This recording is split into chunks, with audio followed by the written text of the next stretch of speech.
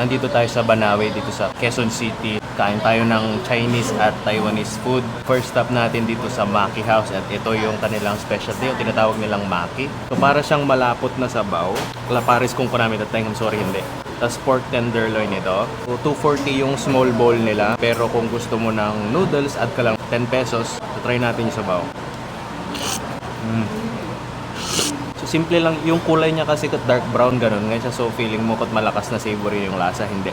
Simple lang yung lasa niya, yung pinagpakuluan siguro ng baboy o yung karne, some Chinese spices siguro, pero very mild. And then some kind of soy sauce based na lasa, pero napaka mild lang niya. Comforting, napakainit. Try natin yung karne. Ang lasa ng karne, ang lambot. Noodles, parang may timpla or marinade yung baboy kasi hanggang loob may lasa siya. Mabawang, parang gano'n. Try natin yung noodles. Ang noodles niya, parang Mickey. Init. After ng Binondo food crawl natin, sabi nga hindi din dapat ma-miss na ma-food crawl ang Banawe. Another weekend, another food crawl. Ang gagawin natin, medyo madami din pala dito, no? We will try siguro as much as we can ang kaya ng tiyan. Kung ano yung highlight ng isang resto, yun lang ang kukunin natin para hindi na naman sandamakmak ang take-out natin. Let's try. Let's start with this. Compared to regular na mami, parang siyang may tamis ng Chinese sauce. Tapos, super pinalapot. Pero yung lapot niya, nanuot na din yung lasa niya. In fairness. Pero nga, hindi effective ang chopstick. Good start.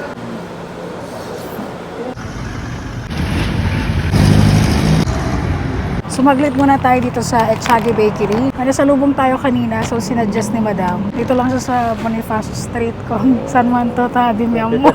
Ilan lang yung kinuha natin. Yun ang nalimutan namin kung ano yung mga bestseller nila. Pero sabi kasi ni Ma'am, hopya daw. Butter crust at saka special munggo. More than 50 years na rin daw to. Every time, parati sila dito kumukuha ng pasalubong. So yeah, thank you Ma'am for sharing. Nagdak ko eh. Difference na dun sa ibang nalasahan ko na aside sa mas malaki to, mas muno din yung feeling. Pagkakaalala ko kung munggo dapat di ba mag-green-green, dati nga yellow nga eh. Tapos nadraman, hindi siya ganun katamis. Yung bread niya, parang may crush-crush. Ay, sarap, tikman mo. May pagka-peanut konti yung lasa niya. Ito naman yung butter crust. Ayan siya. Hindi ko alam kung anong laman nito eh. Echagi Bakery. Parang same sila ng tsura. Matamis to ng konti. O parang munggo din. Nalasahan ko din yung munggo. Baka yung crust lang talaga. Parang mas mabunggo lang to. Mas mamunggo yun nga. Mas pure, pero mas gusto ko isa. Okay. Munggo. Nandito naman tayo sa Mamonlook Restaurant. Isa din sa mga kilalang restaurant dito at matagal na sila since 1920s pa sila. And yung in-order ko dito ay yung kanilang special na siopaw at mami. Noodles niya parang flat, parang fettuccine. Yung noodles niya kakaiba. Tapos meron siyang, I believe this is chicken. Chicken ata yung protein niya. Tapos yung sabaw niya, nagpa-extra sabaw din. Ayan siya oh. Parang sa buto-buto siya pinakuluan kasi ganito yung itsura ng sabaw. Parang sa ramen. Tapos tikman natin yung siopaw mamaya.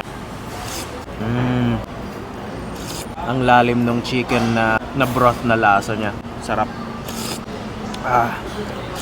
Try natin yung noodles. Ito yung noodles niya. Good quality yung noodles. Sabi nila parang may change na daw sa quality. Hindi ko alam. First time namin i-try, so first impressions lang namin ito. Sobrang lambot na ng chicken at malasa. Ito naman yung kanilang siopaw. Iyakin na natin. Ayan yung siopaw nila. Sobrang malaman. Ayan siya oh. Tapos try natin siya sa... Thank you. Siopaw sauce. Wow. Ang meaty niya oh. Sobrang malasa. Yung spices niya mild lang pero yung sweetness nito, tsaka yung salted egg ba yun? Yun yung nagdadala, tsaka napaka-meaty niya. Ang lambot din nito. It's good. Makulimlim lang kanina pero naulan na. Deserve ng may sabaw.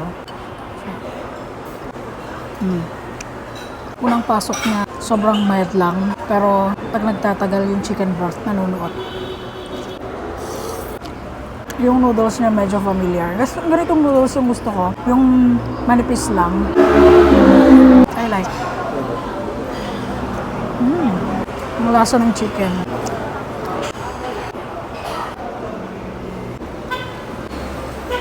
Yung sauce, may distinct siya na lasa, hindi siya yung regular na siopaw sauce. Hindi na. Mahal. Paano siya gamitin na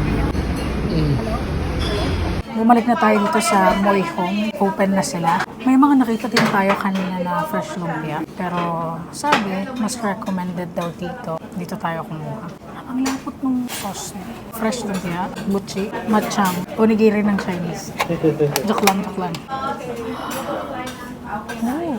Alam mo, pagpasok namin kanina, parang siyang amoy pansit. Ganun, ganun.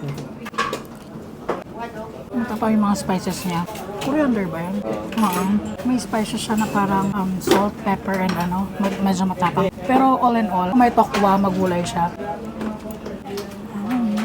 Ayan o, coriander siya. Gusto ni mama to.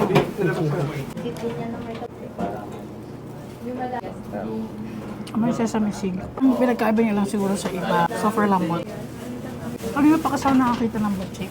So, tinanong ko yung researcher. Meron pala tayong OJT. Nasa background lang yan. Taga-research, taga-kain, taga-ubos. And tinanong ko kung saan yung na-research niya na may masarap na butchik. Tapos sabi niya, wala pong nakalagay. So, yeah, dito kami nakakita ng butchik kaya kumuha na rin kami. So matchang, it's a savory sticky rice dish. Hinahaluan o tinitimplahan ng proteins like pork, chicken, mushrooms. Ang pork ating kinuha natin. Ayan o. Ayan siya. Tapos mushroom, parang soy sauce based to. So tikman muna natin na walang sauce. Lasang-lasa yung flavor ng baboy tsaka ng soy sauce. Tapos sticky rice talaga. Parang adobo rice na sticky rice. Parang gano'n. Tomato ketchup. Bagay na bagay siya. May chicken din. I like this. Nandito naman tayo sa Fong Wei Wu, isang Michelin selected na karinderya na nagsiserve ng authentic Taiwanese cuisine. Ito lang din sa sentro ng Banawe Avenue. Kumuha tayo ng pata nila na parang braised, patola, bamboo shoots para may gulay tayo. Tapos kumuha tayo ng fried rice, black pepper fried rice. Ang braised siya sa something na soy sauce based na Yun. Lambot. Ngayon, try natin. Try natin yung pata nila. Saan mo na star anise. Parang patatim style pero hindi siya matamis. Tapos bago siya brinaise, parang tinusta mo na either sinear siya o inihaw. Kasi may konting pait siya. Ang lambot. Walang anggo. Pricey lang. 500. Black pepper fried rice. Medyo madigat yung rice nila. Pero masarap. Kasama talaga yung parang fresh yung nila. Fresh na dikdik yung paminta. Tapos parang floss ba to? Parang floss. Patola. Fresh, clean tasting. Ano nga natin? Parang egg floss. May umami siya sa sabaw. Egg floss. May shiitake mushrooms. Kasi na nga mga sido-sidot lang. Nadadayahin namin. Patatim na sa lahat ng pinuntahan natin dito, napakalakas ng panlasa ng Chinese spice. Masarap yung sa mami. Yeah. Manamis-namis. Bamboo shoots. Medyo adobo na ginisang bamboo shoots. Wala siya aftertaste. Medyo pait-pait na. Nang nila. Worth the try. Okay.